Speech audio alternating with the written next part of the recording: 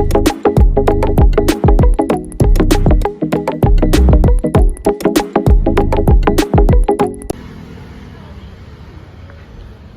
tinggal beberapa hari lagi tahu. Gak bisa kalau nggak kita push. Mana belum publikasi. Kita juga belum minta review dari orang-orang. Gimana coba? Sebenarnya ini rada hancur tau. Agak maksa juga kalau tetap dilanjutin. Ya juga sih. Tapi kalau kita mau uang, gak ada waktu lagi. Kalau menurut aku sih kita lanjutin aja ya. Dimanapun hasilnya nanti, yang penting kita udah lakuin yang terbaik. Please, hari ini aku gak bisa. Ada urusan.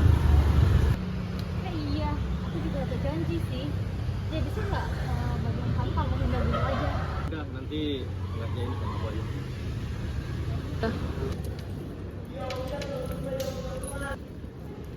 Wan, pulang dulu kayaknya. Sorry, kayaknya nggak bisa. Aku hari ini ada janji deh sama abang aku. Next time. Temen banget akrab sama abang. Ada apa nih? Good luck deh. Wan, pulang dulu kayaknya. Sorry, kayaknya nggak bisa. Aku hari ini ada janji deh sama abang aku. Next time. Temen banget akrab sama abang. Ada apa nih? Good luck deh.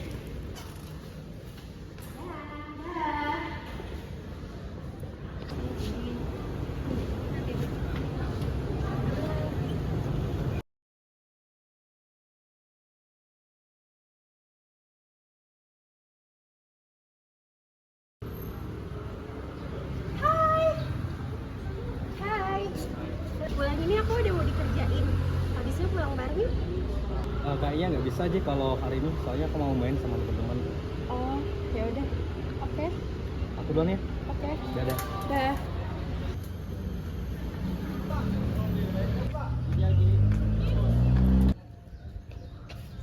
Sayang. Oh, ayo cepet-cepet.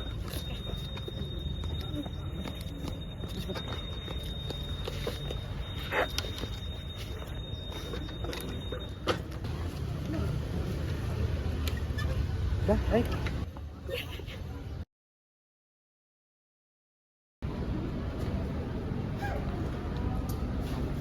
Udah lama tuh. Oh iya. Iya. Terus gimana? Udah jadi. Ya udahlah, nggak perlu izin juga kan? Mereka juga gak izin tuh.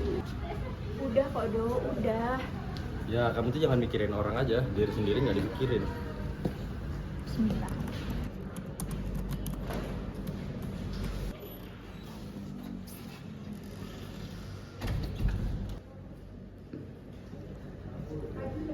Selamat pagi, silakan duduk.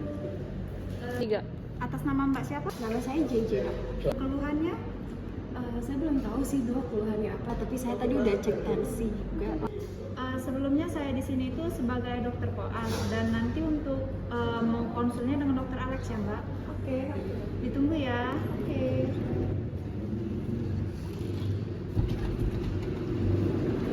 Pagi dok. Ini ada pasien atas nama JJ. Untuk keluhannya belum tahu tapi bisa ditanya langsung dengan pasien. Betul, atas nama saudari Gigi. Betul Dok. Jadi saya boleh tahu keluhannya apa? Saya capek aja sih Dok. Bukan karena sakit fisik, tapi kayak semua hal tuh terasa berat aja. Jadi itu adalah sebuah penyakit sebenarnya. Nah, yang saya ingin tanyakan, sebelumnya saudara Gigi itu udah pernah konsultasi? Bukan karena sakit fisik, tapi kayak semua hal tuh terasa berat aja. Jadi itu adalah sebuah penyakit sebenarnya. Nah, yang saya ingin tanyakan, sebelumnya saudara Gigi itu udah pernah konsultasi?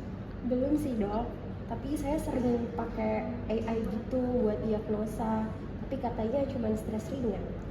Nah, jadi saya ingatkan untuk saudara Gigi, itu tuh sebenarnya suatu penyakit yang perlu kita hati-hatikan. Jadi lain kali saya harap untuk dikonsultasikan terlebih dahulu ya. Dalam etika kedokteran mengharuskan informed decision, yaitu pasien berhak tahu bahwa diagnosis berasal dari sistem buatan. Nah, jadi benar apa yang disampaikan oleh saudara ini. Jadi itu tuh termasuk prinsip delegation of responsibility, di mana tanggung jawab profesional nggak bisa digantikan oleh mesin. Nah, jadi gini, untuk Mbak JJ, AI bisa membaca gejala, tapi nggak bisa memahami konteks. Kita ada aturan dalam Undang-Undang Nomor 17 Tahun 2023 tentang kesehatan, teknologi hanya bisa digunakan sebagai alat bantu, bukan pengganti dokter. Jadi, kalau nanti hasil diagnosis AI salah dan pasien dirugikan, maka itu akan kembali lagi ke tanggung jawab pada pihak tenaga medis dan fasilitas kesehatan. Betul sekali. Dalam hukum kesehatan, AI itu alat bantu, tapi kalau dokter percaya buta tanpa validasi, itu bisa dikategorikan kelalaian medis atau malpraktik. Jadi AI itu kayak dokter tanpa empati gitu ya dok? Tepat sekali, dan empati itu bagian dari etika kedokteran. Tanpa empati, diagnosis bisa benar secara data, tapi salah secara manusia. Action. Oke, baik, makasih ya dok. Sama-sama.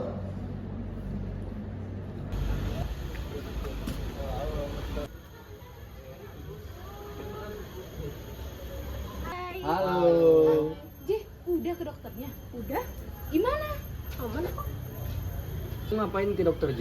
Cerita gimana? Emang dokternya mau dengerin? Mau? Daripada cerita sama AI kan, terus aku juga udah dapet ide buat video kita. Kita mulai dari pasien yang salah diagnosis karena AI. Wih, boleh juga tuh. Iya nih, apalagi di sini ada yang punya pengalaman. Oh ya, nanti kita kasih ujungnya analisis hukum dan juga tanggung jawab dokternya harus ada sesuai dengan pasal 305 Undang-Undang Nomor 17 Tahun 2023 tentang kesehatan. Dari sini kita tambahin aja aspek etika profesinya, jadi tetap pakai hati, bukan hanya data gitu. Jadi tetap pakai hati, bukan cuma data gitu. Oke sih, kalau di sini kesalahan diagnosis AI bisa menggunakan kerugian pada pasiennya. Tetapi menurut Undang-Undang Nomor 17 Tahun 2023, tanggung jawab penuh masih terhadap tenaga medis dan dokter, dan terjadi kesalahan ini pada sistemnya, bukan pada orangnya. Jadi nilai hukumnya jelas dong kalau kayak gitu. Kalau AI digunakan dalam diagnosis, tanggung jawab hukum tetap ada pada dokter dan rumah sakit ya. Dan dalam hukum, setiap hak datang dengan tanggung jawab, termasuk hak untuk memaafkan. Cik. Nah ini. Katanya sama Bang Rizky.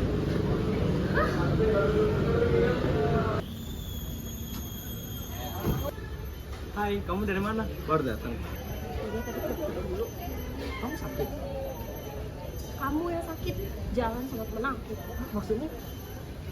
Ya udah lanjutin, kita udahan. Kita pulang bareng lagi ya. Boleh. Aku rencana mau ngajak kamu jalan sih habis ini. Boleh banget. 3 action. Udah ke dokternya. Udah. Kamu sih udah dibilangin gak usah mikirin orang kayak begituan.